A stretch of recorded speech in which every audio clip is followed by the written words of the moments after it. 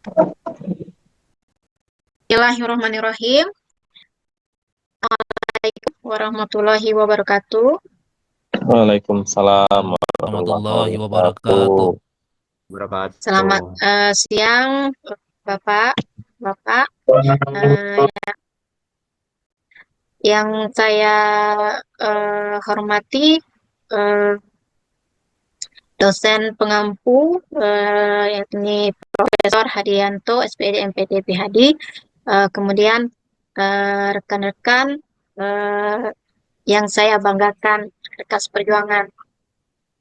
Pertama-tama marilah kita ucapkan puji syukur kepada Allah SWT yang mana telah memberikan kesempatan kepada kita dan memberikan kesehatan kepada kita sehingga kita masih bisa berjumpa di Zoom kali ini. Tidak memperpanjang tidak memperpanjang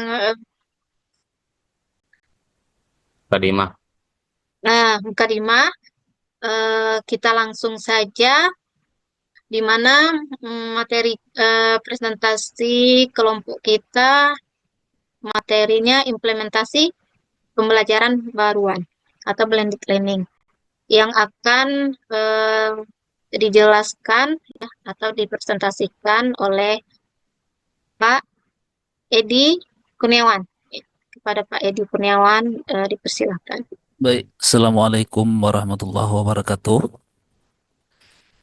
Waalaikumsalam warahmatullahi wabarakatuh. Terima kasih oleh moderator Ibu Sylvia dan Bapak Ade Seperjuangan dan juga Pak Rakes. Kami kelompok satu ingin memulai dengan sebaik pantun tentang materi ini. Kalaulah hendak pergi Bumandi sambil nyalo ikan membawa jaring.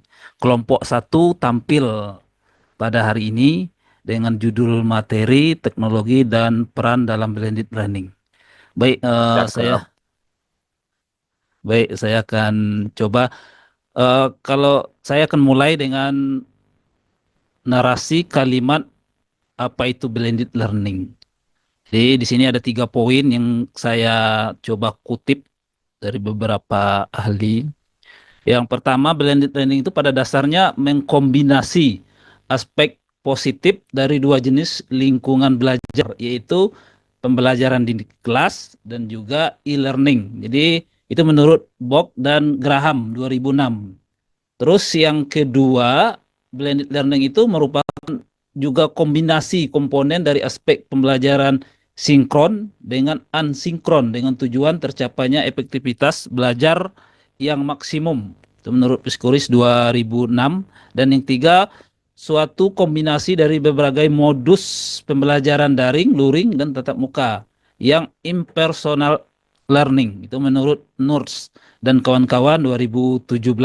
Jadi blended learning ini itu mengkombinasi pembelajaran bisa dibilang konvensional, itu menurut pendapat saya, dengan pembelajaran e-learning atau daring itu sendiri. Jadi akan menggunakan, menggabungkan, mengkombinasikan teknologi yang relevan dan tepat digunakan untuk suatu proses pembelajaran daripada blended learning itu campuran tersebut. Terus selanjutnya karakteristik blended learning di sini kami bagi menjadi 3. Sebelum kami jelaskan nanti oleh rekan-rekan kelompok 1 tentang blended learning atau teknologi perannya dalam blended learning, ini beberapa blended learning yang kami coba angkat. Yang pertama, pembelajaran yang menggabungkan berbagai cara penyampaian model pendidikan, di dalam ada gaya pembelajaran juga di dalamnya, serta berbagai media berbasis teknologi yang beragam, baik itu Zoom, baik itu Google Meet, dan yang lainnya. Terus yang yang kedua karakteristiknya sebagai sebuah kombinasi pendidikan langsung, face to face, tatap muka, belajar mandiri, baik dengan menggunakan mungkin e-book dan sejenisnya, dan belajar mandiri via online ataupun menggunakan learning management sistem video kah atau konferensi kah. Dan yang ketiga, karakteristik yang ketiga, pendidikan dan orang tua memiliki peran yang sama penting, di mana pendidik berperan sebagai fasilitator, orang tua berperan hukum. Mungkin maksudnya di sini karena ini pembelajaran campuran, tentu ada tatap muka, tentu ada online. Yang online ini harus ada peran orang tua yang mungkin mengontrol atau menyemangati atau memotivasi bagaimana karakteristik blended learning itu bisa diterapkan secara maksimal. Oke, ini saya coba jelaskan sedikit tentang ruang belajar zaman now. Nanti bisa dilanjutkan oleh Pak Ade atau Pak Rakes. Oke, karena trennya zaman sekarang, apalagi anak-anak sekarang dan juga mungkin dosen, guru, atau yang mengambil kebijakan, itu zaman sekarang sudah menggunakan yang namanya synchronous learning dengan asynchronous learning, atau belajar sinkron dengan belajar asinkron. Jadi di sini ada yang belajar sinkron itu ada tatap muka, masih menggunakan tatap muka, ceramah, diskusi, demonstrasi dan lain-lain. Dan tatap maya, di sini ada konferensi, audio, video dan web. Terus dilanjut dengan asinkron, yaitu kolaborasi antara mungkin bisa dilihat seperti ada chat, forum-forum diskusi atau collab project. Itu salah satu bentuk kolaborasi. Dan yang keempat, personal mandiri. Nah, di sini kita bisa lihat mungkin bikin video, ini salah satu bentuk personal mandiri kelompok, simulasi, slide presentasi, e-book dan lain sebagainya. Oke, mungkin itu saja yang bisa saya sampaikan. Saya kembalikan ke moderator. Baik, terima kasih banyak Pak Edi atas pemaparannya. Selanjutnya saya persilahkan kepada Pak Ade Nofriza untuk menjelaskan materi selanjutnya. Baik, terima kasih. Assalamualaikum warahmatullahi wabarakatuh. Salam. Berbicara tentang teknologi dan perannya dalam blended learning, kita mengacu pada penguasaan aktivitas. Di dalam konsep ini, kelompok kami membagi atas dua aktivitas belajar. Yang pertama, aktivitas belajar sinkron. Kemudian yang kedua, aktivitas belajar asinkron. Dalam kegiatan blended learning ini, sinkron dan asinkron itu memiliki perbedaan yang cukup signifikan, di mana untuk kegiatan belajar sinkron, blended learning-nya untuk tatap muka, live synchronous learning itu di atas 50%, kemudian tatap mayanya virtual synchronous learning-nya juga di atas 50%. Sementara untuk aktivitas belajar asinkron, itu kegiatan mandiri, self-direct asynchron learning, di mana kondisinya untuk melaksanakan kegiatan blended learning-nya itu kurang dari 50%, kemudian yang kolaboratif asynchronous learning-nya juga kurang dari 50%. Kaitannya dengan pelaksanaan peran dari blended learning, kita juga sangat mengakomodir adanya materi digital atau learning object yang merupakan bagian dari the queen. Belajar adalah the king, keduanya harus seiring sejalan, harus sama-sama memiliki harmonisasi yang baik. Kunci utamanya adalah interaksi. Untuk proses pelaksanaan the king-nya, kondisi yang kita persiapkan di pelaksanaan ini itu ada chat forum, forum diskusi, collab project.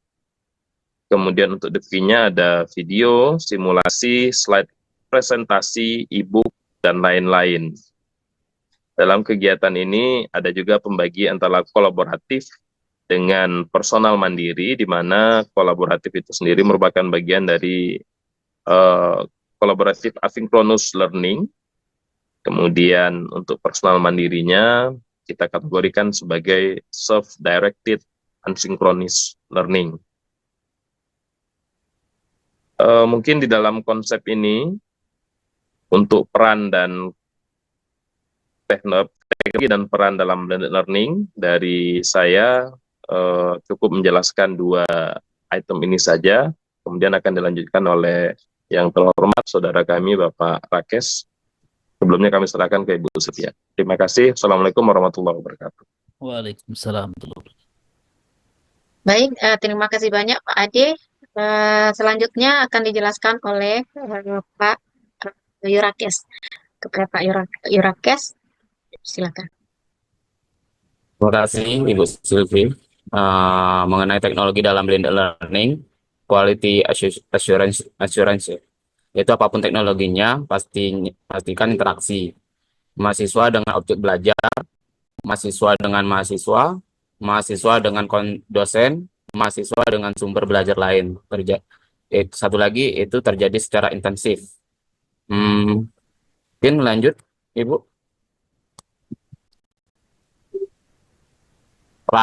Perannya dalam blended learning yaitu Ya, terima kasih banyak Pak Yurakes atas penjelasannya. Baik, selanjutnya akan dijelaskan oleh saya sendiri, di mana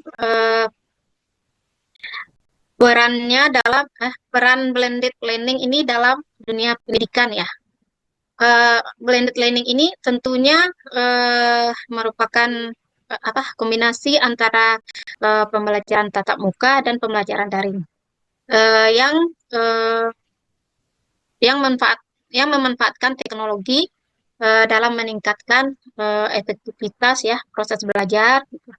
Nah, adapun beberapa peran penting dari ini blended learning dalam pendidikan itu yang pertama menyediakan akses ke materi ya, di mana blended learning ini memungkinkan siswa dalam mengakseskan materi pembelajaran kapan saja dan di mana saja melalui learning management system atau LMS, atau bisa jadi video pembelajaran, e-book ataupun modul daring.